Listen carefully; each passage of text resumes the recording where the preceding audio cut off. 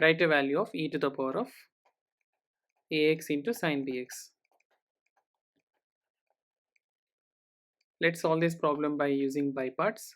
We had integration of f into g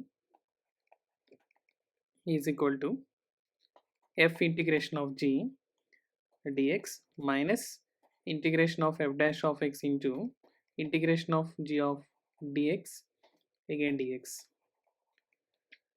So when comparing these two functions, one is exponential function and sine bx function, let's apply the rule of Euler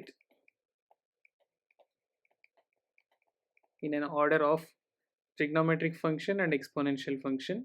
So the first function, let us take f, and the second function, exponential function, let us take it as g. So here e to the power of ax, let us consider g of x function, and sine bx, let us consider f of x function.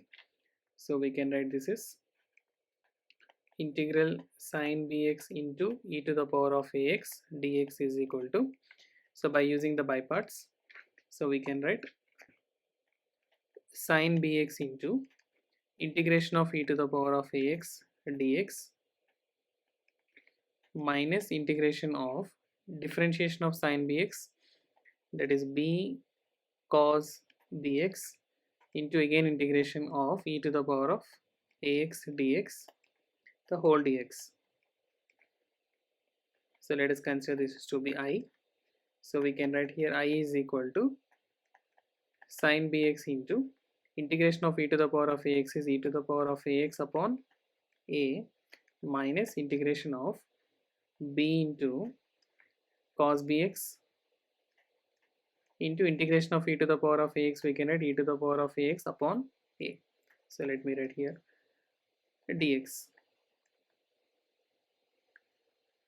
So which is equal to again e to the power of ax upon a sine bx minus b upon a, again by using the by parts, by taking the function cos bx is a function and e to the power of ax is a g function.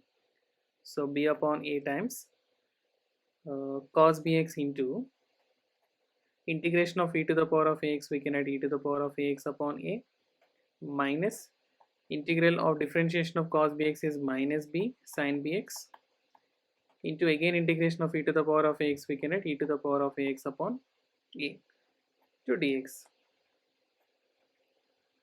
So we're getting I is equal to e to the power of ax upon a sine bx minus b by a square e to the power of ax cos bx minus of minus plus again minus b square by a square sine bx into integration sine bx into e to the power of ax. So this is same as our integral I only, sine bx into e to the power of ax dx is, which is our integral I. So we can substitute. So we can add this is I minus, will bring here plus b square by a square of I, which is equal to, taking LCM, 1 upon a square, and e to the power of ax is common. So we can add here a sine bx minus b cos bx, and on simplifying here a square plus b square of I, or I times of a square plus b square upon a square is equal to e to the power of ax upon a square into a sine bx minus b cos bx. So on cancelling, and we can write here integral I is equal to e to the power of ax upon a square plus b square times a sine bx minus b cos bx. So this is the answer. Okay, thank you.